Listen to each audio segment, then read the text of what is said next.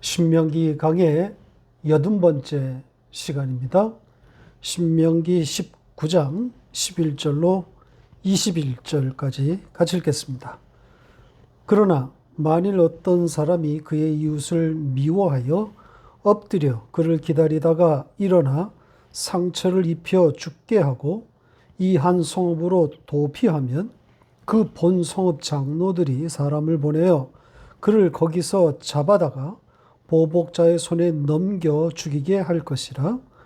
내 눈이 그를 긍휼히 여기지 말고 무지한 피를 흘린 죄를 이스라엘에서 제하라. 그리하면 내게 복이 있으리라. 내 하나님 여호와께서 내게 주어 차지하게 하시는 땅, 곧 내 소유가 된 기업의 땅에서 조상이 정한 내 이웃의 경계표를 옮기지 말지니라.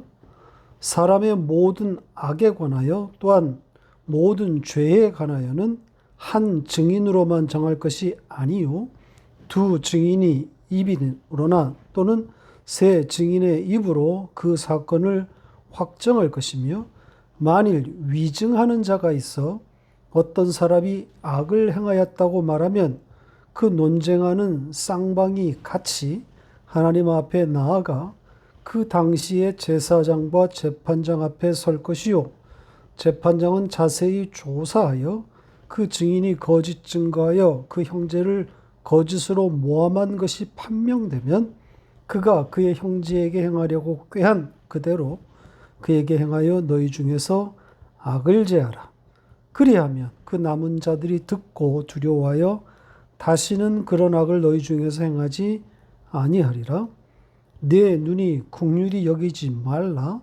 생명에는 생명으로, 눈에는 눈으로, 이에는 이로, 손에는 손으로, 발에는 발로이니라. 아멘. 오늘 첫 번째 다룰 주제는 지난주에 다루었던 도피성에 이어지는 내용입니다. 도피성은 구약에 너무 큰 주제라고 말씀드린 바 있습니다.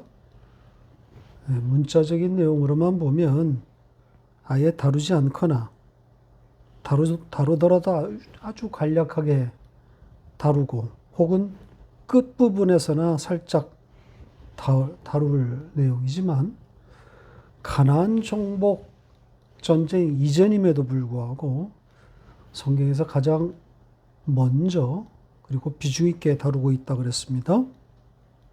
이것은 마치 식민지였다가 독립하게 되는 상황에서 교도소부터 건립하라는 내용과 같은 것이라고 말씀드렸습니다. 새 정부 청사를 마련하고 도로를 정비하고 교육, 의료 시설을 재건하는 등의 국가 기반 시설에 대한 이야기가 먼저 나와야 하는 것 아니겠습니까? 그런데 살인자의 도피처를 마련하라는 이야기를 가장 먼저 하고 있단 말이죠. 몇 되지도 않을 살인자를 위해서 큰 성읍 3개를 마련하라고 하지 않습니까? 그리고 그 성읍으로 들어가는 길도 잘 닦아서 잘 접근할 수 있도록 하라고까지 한단 말입니다. 정상적인 지도자가 할 말이 아닌 거죠. 그래서 성경을 잘 읽어야 한다 그랬습니다. 도피성을 예수로 읽지 않으면 정신 나간 자의 소리가 되는 겁니다. 복음으로 대하지 아니하면 코미디가 되는 거죠. 자, 오늘 이야기도 같은 맥락입니다. 복음으로 읽지 아니하면 끝도 없는 늪으로 빠지는 겁니다. 답이 없는 이야기가 되는 거란 말이죠. 이따가도 또 말씀드리겠지만 성경을 정말 잘 읽어야 합니다. 교훈을 찾으려고 하면 망하는 겁니다. 성경은 인간을 향해 교훈하지 않습니다. 성경의 관심은 오로지 예수와 십자가뿐입니다. 자, 오늘 첫 주제인 도피성에서 생명을 보존할 수 없는 고의적 살인에 대한 이야기로 시작해 보겠습니다. 도피성에 피신했지만 그곳에서 생명을 보존할 수 없는 경우에 대해서 말하고 있습니다. 의도적으로 살인하고 도피성으로 피신한 경우입니다. 이럴 때는 어떻게 처리하라 그럽니까? 그 살인자의 성읍 장로들을 통해서 사람을 파견해서 그 범인을 인도받고 그 범인을 보복자에게 넘겨주라고 합니다. 보복살인을 허락하고 있는 거죠.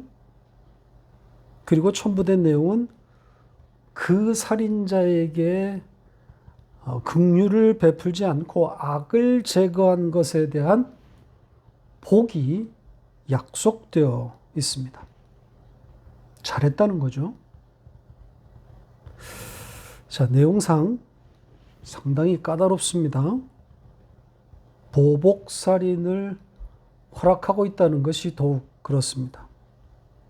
지금 성읍의 장로들이 등장했다면 이 살인자를 공적으로 처벌하고 처형하는 것이 맞을 텐데 굳이 피해당한 가족들에게 이 살인자를 넘겨주어서 보복살인을 유도하고 있단 말이죠.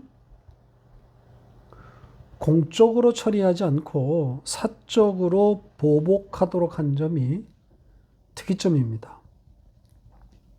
그런데다 또 어려운 것은 이렇게 했을 때 복이 약속되어 있다는 내용입니다. 사적인 보복살인인데 복을 주겠다. 이런 거란 말이죠. 어렵습니다. 어떻게 읽어야 할까요? 힌트가 있습니다. 바로 복이라는 단어입니다.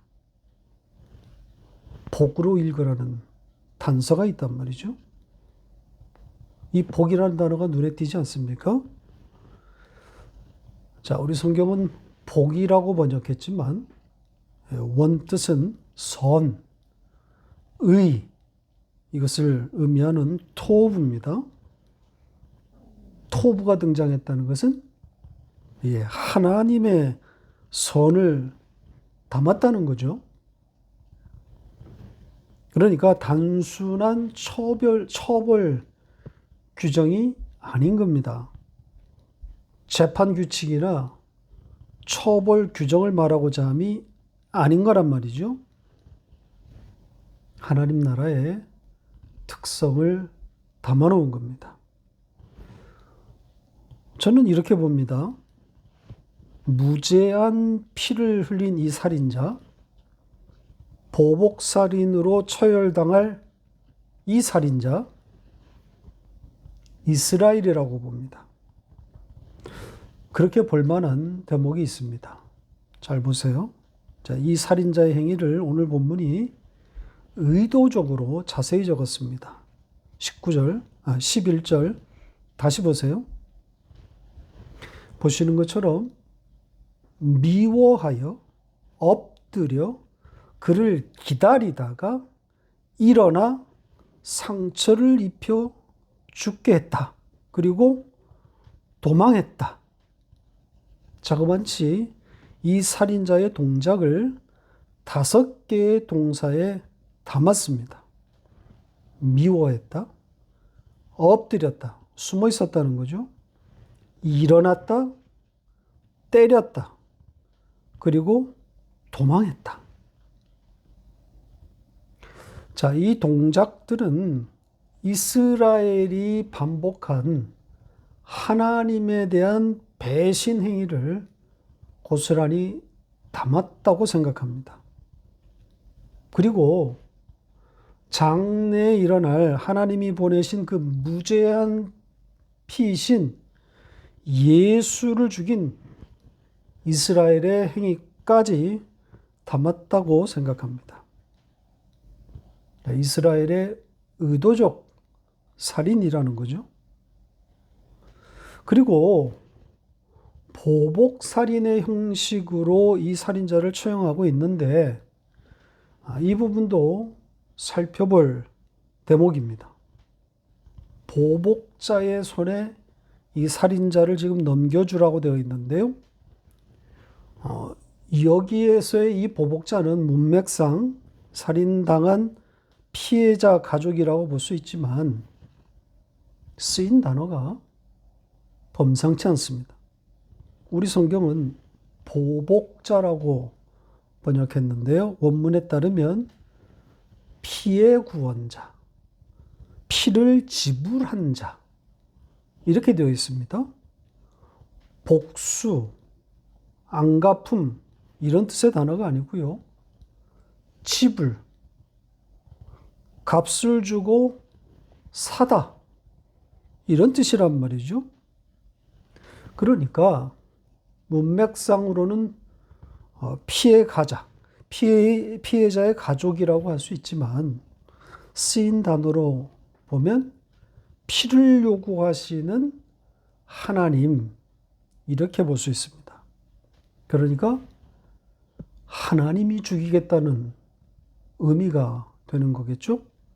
반드시 죽이겠다는 겁니다. 따라서 죽어 마땅한 자라고 하는 그런 의미를 담아놓은 겁니다. 그러니 이스라엘의 그 자리, 바로 이스라엘이 죽어야 할 그 자리를 담고 있는 것 아니겠습니까? 다 죽어 마땅한 자라는 것을 담아놓은 겁니다.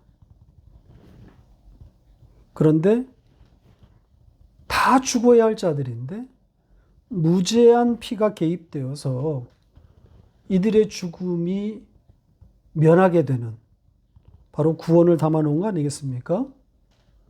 피의 지불을 요구하시는 하나님에게 그 무제한 피가 지불됨으로써 이스라엘이 면제가 되는 거란 말이죠. 그래야 하나님의 선이 되는 것 아니겠습니까? 이게 선이라 그러잖아요. 복음으로 다가오는 겁니다. 자, 두 번째 주제로 넘어갑니다. 이번에는 이웃 간의 경계표에 대한 이야기입니다. 이스라엘이 가나안 땅에 들어가게 되었을 때 땅을 분배받게 될 텐데 그때 이웃의 경계표를 넘지 말라는 내용입니다.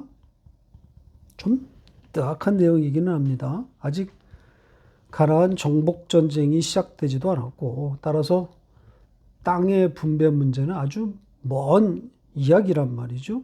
그리고 무게감이 있는 주제도 아닙니다. 이스라엘 지파 간의 영토 분쟁 주제인데 실제 역사에서 크게 도드라지지도 않은 주제란 말이죠. 그럼에도 불구하고 이 주제가 등장했다면 분명 다른 의도, 다른 의미가 있다는 반증 아니겠습니까? 단순한 영토 분쟁의 문제가 아니라는 거죠. 사이좋게 땅을 잘 나누라는 그런 이야기가 아니라는 뜻입니다. 우선 이 문장은 명령문이 아닙니다. 미완료 평서문입니다. 그리고 주어는 너 이스라엘입니다. 그러니까 너 이스라엘은 그 경계표를 옮기지 않을 것이다. 제거하지 못할 것이다. 이겁니다. 이스라엘의 의지가 아니라는 거죠. 하나님의 의지라는 겁니다. 경계표는 하나님이 정하시는 것이고 따라서 그 경계는 변경되지 않는다. 그런 뜻을 담았습니다. 조금 해석을 곁들이면 너 이스라엘은 경계표를 수시로 옮기는 그런 시도들을 하겠지만 나 여호와는 그런 너희에 맞서 결코 물러서지 않을 것이다. 이런 속뜻이 담겨 있는 겁니다. 가나안의 경계, 그 가나안 경계가 아니라 바로 하나님 나라의 경계를 말하고 있는 겁니다. 변경되지 않는 하나님의 구원, 하나님의 열심을 담았습니다. 인간 쪽에서는 경계가 왔다 갔다 하겠지만 하나님은 그렇지 않은 거죠. 구원의 확신이 그런 주제 아니겠습니까?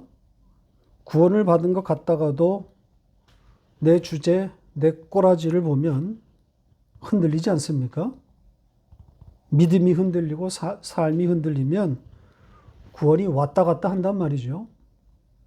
그렇다고 구원이 변경되거나 취소될 수 있습니까? 하나님의 구원은 창세전 선택과 예정에 의한 것이란 말이죠. 그래서 흔들리지 않는 겁니다. 창세전 언약에 의한 구원이란 말이죠. 한 구절만 확인하고 가겠습니다. 에베소서 1장 4절로 7절입니다. 같이 읽겠습니다. 곧 창세전에 그리스도 안에서 우리를 택하사 우리로 사랑 안에서 그 앞에 거룩하고 흠이 없게 하시려고 그 기쁘신 뜻대로 우리를 예정하사 예수 그리스도로 말미암아 자기의 아들들이 되게 하셨으니 이는 그가 사랑하시는 자 안에서 우리에게 거저 주시는 바 그의 은혜의 영광을 찬송하게 하려는 것이라. 우리는 그리스도 안에서 그의 은혜의 풍성함을 따라 그의 피로 말미암아 속량 곧 죄 사함을 받았느니라. 선택과 예정 그리고 죄 사함조차도 창세 전에 이루어졌음을 말하고 있지 않습니까? 가나안의 경계, 그 하나님 나라의 경계표는 절대 옮겨지지 않습니다. 자, 그럼 세 번째 주제로 넘어가 보겠습니다. 증언에 관한 규정을 다루고 있습니다. 구체적으로는 합법적 증언의 조건과 위증의 죄를 언급하고 있습니다. 재판 절차, 재판 규정을 말하고 있는 것처럼 보이죠? 하지만 그런 이야기로 읽으면 안 됩니다. 아까도 말씀드렸고 이전에도 계속 말씀드려 왔지만 성경에서 이 재판의 주제 굉장히 무게감이 있는 큰 주제라고 하지 않았습니까? 왜 그렇게 했어요? 복음으로 읽으라는 그런 안내란 말이죠. 재판이 중요해서 재판을 잘 해야 하니까 그런 이야기가 아니라는 겁니다. 그게 아니라 하나님 나라를 설명하기 위한 좋은 재료가 되기 때문인 거죠. 재판은 모든 인간이 피할 수 없는 일상이란 말이죠. 그 일상의 경험을 가지고 하나님 나라, 하나님의 구원을 설명하고 있는 겁니다. 성경은 인간의 재판에 대해서 관심이 없습니다.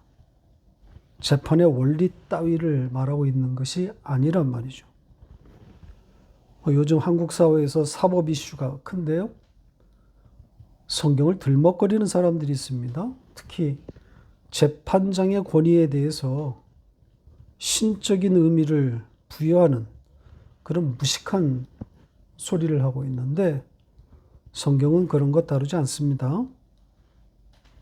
성경은 오로지 예수와 십자가에 관심을 갖고 있는 것뿐이고 그 예수와 십자가로 말미암는 하나님 나라 그것만 다루고 있습니다.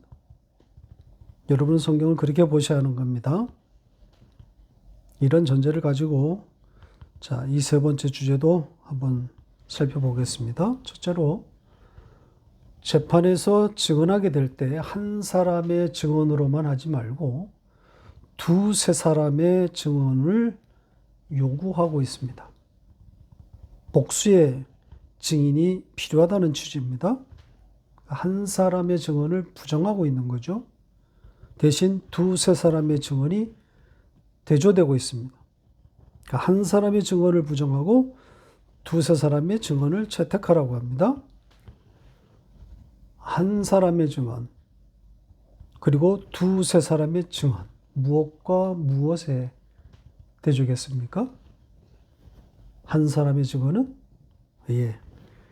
타락한 인간의 현 주소를 담은 것이고 두세 사람의 증언은 그 타락한 인간을 살리는 하나님의 자리를 담아놓은 겁니다. 자, 증언에 대한 예수님의 언급을 좀 볼까요? 요한복음 8장 14절로 18절입니다. 같이 읽겠습니다. 예수께서 대답하여 이르시되 내가 나를 위하여 증언하여도 내 증언이 참되니 나는 내가 어디서 오며 어디로 가는 것을 알거니와 너희는 내가 어디서 오며 어디로 가는 것을 알지 못하느니라. 너희는 육체를 따라 판단하나 나는 아무도 판단하지 아니하노라. 만일 내가 판단하여도 내 판단이 참되니 이는 내가 혼자 있는 것이 아니요 나를 보내신 이가 나와 함께 계심이라. 너희 율법에도 두 사람의 증언이 참되다 기록되었으니 내가 나를 위하여 증언하는 자가 되고 나를 보내신 아버지도 나를 위하여 증언하시느니라. 보시는 것처럼 오늘 본문 말씀을 주님께서 인용하셨습니다. 자, 그런데 지금 이 말씀을 보면 논리적이지도 상식적이지도 않습니다. 따라서 설득력이 떨어집니다. 두 사람의 증언이 참되다고 하면서도 당신에 대한 둘의 증언을 말하지 않고 나의 증언과 아버지의 증언, 그래서 두 증언이라고 지금 주장하고 있단 말이죠. 내가 나에 대해서, 나 자신에 대해서 증언하고 아버지가 내게 대하여 증언하니 그러니 둘의 증언이다. 지금 이렇게 주장하고 있습니다. 그래서 옳다는 거죠. 이해가 되십니까? 자, 이걸 삼위일체를 가지고 뭐 둘의 증언이 맞느니 아니니 하는 그런 여러 설명들이 있는데요. 난감합니다. 자, 이해가 되지 않으니 문제다. 옳은 태도 아닙니다. 우리가 성경을 대할 때 이해가 되지 않으면 그냥 남겨두면 됩니다. 성경이, 주님의 말씀이, 하나님의 말씀이 다 이해되어야 하는 겁니까? 인간이 이해되지 않으면 문제가 되는 겁니까? 그러면 성경은 인간이 이해되는 내용으로만 기록되어야 하는 겁니까? 오히려 인간이 이해되지 않는 것이 있어야 맞는 것 아닌가요? 하나님의 영역, 하나님의 존재 방식을 인간이 다 이해할 수 있다면 그게 무슨 신이란 말입니까? 그럴 수 없습니다. 조금 전에 읽은 요한복음 그 8장의 말씀에도 주님께서 이렇게 말씀하시지 않았습니까? 나는 내가 어디서 오며 어디로 가는 것을 알거니와 너희는 내가 어디서 오며 어디로 가는 것을 알지 못한다. 인간이 알 수 있는 영역이 있고 아닌 영역이 있는 겁니다. 하나님이 설명해 주어도 이해가 되지 않는 부분이 있단 말이죠. 이해되지 않으면 그대로 두면 됩니다. 남겨두면 되는 거라고. 한 사람의 증언이 아니라 두세 사람의 증언을 취하라는 오늘 본문 말씀은 예수님이 옳다는 것, 예수님에게 두 증인이 있다는 것을 뒷받침하기 위한 재료일 뿐입니다. 예수님의 옳음을 담았다고 할 수 있는 겁니다. 자, 그 정도 하고 두 번째 위중죄에 대한 이야기를 좀 해보죠. 이 말씀은 어떻게 읽어야 할까요? 위증에 대해서 상당한 분량으로 지금 언급되어 있는데요. 왜 이렇게 무게를 실어 놓았을까요? 위증이 그만큼 큰 우리에게 시사하는 그런 바가 많다는 걸까요? 재판 잘하라는 걸까요? 그게 아니라 아까도 말씀드린 것처럼 복음으로, 복음이라는 그런 주문 아니겠습니까? 자, 내용을 좀 볼까요? 어떤 사람이 가짜 증언을 하게 되어서 다툼이 생겼다면 그 두 당사자는 재판장, 곧 제사장 앞으로 나아갑니다. 하나님의 얼굴로 나아가는 거죠. 그래서 여기서 재판장인 제사장은 곧 하나님인 겁니다. 지금 하나님의 얼굴이라는 표현이 나오지 않았습니까? 따라서 선악과를 따먹고 타락한 인간의 대표가 아니라 하나님을 대신하는 자입니다. 하나님의 얼굴이 표현했다는 것이 그 증거입니다. 그리고 이 재판관은 이 문제를 조사해서 위증을 밝혀냅니다. 그리고 밝혀진 이 위증에 대해서는 그 위증한 그대로 갚아주라고 판결합니다. 그러니까 누명을 씌우려고 한 그대로 그에게 처벌하라는 거죠. 그렇게 함으로써 그들 중에 있는 악이 제거된다. 이렇게 말하고 있습니다. 이 부분이 흥미롭습니다. 이 위증을 처벌함으로써, 이 한 사람을 처벌함으로써 이스라엘 중에 있는 악이 제거된다. 이렇게 말하고 있단 말이죠. 한 사람의 위증을 처벌했는데 온 이스라엘의 악이 제거된다? 논리적으로는 말이 안 되는 거죠. 한 사람의 위증일 뿐이고 그것을 처벌하는 것인데 그것이 왜 이스라엘 전체의 악을 제거할 수 있단 말입니까? 대표 논리가 들어있는 거죠. 이 한 사람의 위증이 곧 이스라엘의 악이라는 그런 논리 아닙니까? 그러니까 이 한 사람이 이스라엘을 대표하고 있는 겁니다. 따라서 이 한 사람의 위증은 이스라엘의 죄를 고스란히 한 사람이 뒤집어 쓴 형국이 되는 것이고 그를 대표로 죽임으로써 이스라엘의 악이 그에게 전가되어서 대속되는 그림인 겁니다. 대속적 죽음을 담았다고 할 수 있는 거죠. 그러니까 이스라엘의 구원의 방식을 고스란히 담아놓은 겁니다. 한 사람이 대표로 죽고 전부가 살아나는 바로 그런 방식입니다.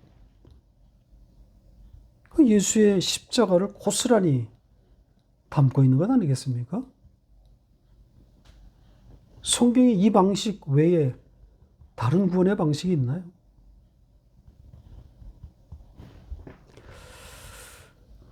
자, 마지막 절을 간단히 살펴보고 마치겠습니다. 21절인데요.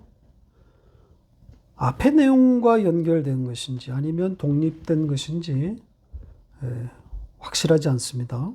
내용은 동해복수법, 행한 대로 갚으라는 내용입니다. 자, 21절을 직역한 문장과 비교해서 한번 다시 보시기 바랍니다. 보시는 것처럼 일체의 자비가 없을 것을 내용으로 하고 있습니다. 하나님의 단호한 의지를 담고 있는 거죠. 명령이 아니라 하나님의 의지입니다. 자, 이 말씀 그대로 문자 그대로 문자적으로 이렇게 되면 이스라엘은 어떻게 되는 겁니까? 서로 죽고 죽이는 난장판이 되는 거죠. 결국 살아남을 자는 하나도 없게 되는 겁니다. 인간이 심판자가 되는 순간 세상은 끝입니다. 살아남을 자, 의인인 자가 하나도 없으니 살아남을 자가 없는 거죠. 하나님이 지금 그걸 인간에게 명령하는 거겠어요? 서로들 다 잡아 죽여라? 서로 경계하고 심판해서 세상을 선하게 만들어라? 이런 거겠냐고요. 그런 이야기가 아니라 이스라엘은 다 주고 마땅하다는 그런 이야기를 하고 있는 겁니다. 긍휼히 여기지 말라는 그런 명령을 하고 있는 것이 아니라 긍휼히 여기지 않겠다는 하나님의 의지를 담았다고 조금 전에 제가 말씀드리지 않았습니까? 하나님의 의지라고. 명령이 아니라 하나님의 의지란 말이죠. 다 주고 마땅하다는 그런 의미를 담아놓은 겁니다.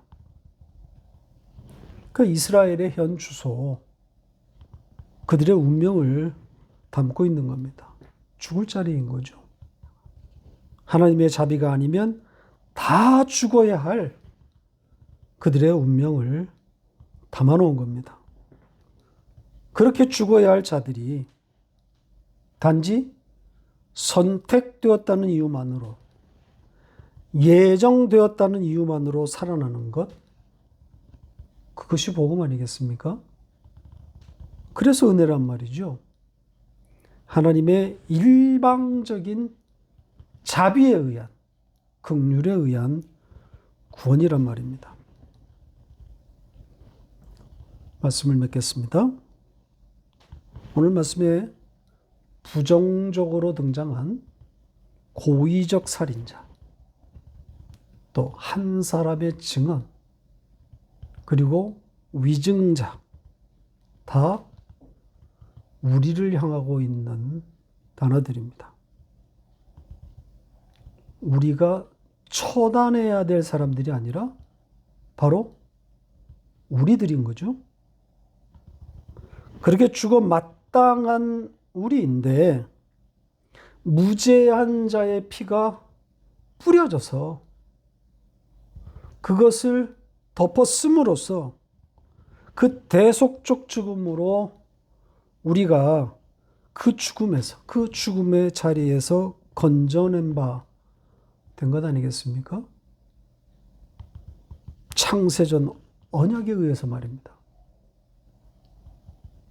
그래서 구원의 확신은 흔들려도 구원은 흔들리지 않는 겁니다. 우리의 믿음은 흔들려도 구원은 요동하지 않는 거죠. 창세전 언약 때문입니다. 논리와 이성을 뛰어넘는 이 구원의 방식. 계시로만 알아듣고 보게 되는 이 하나님의 구원. 그렇게 그것이 들리고 보이는 자에게, 그렇게 은혜를 알게 된 자들에게서 찬송이 나오는 것 아니겠습니까? 찬송 듣기를 원하시는 하나님이십니다.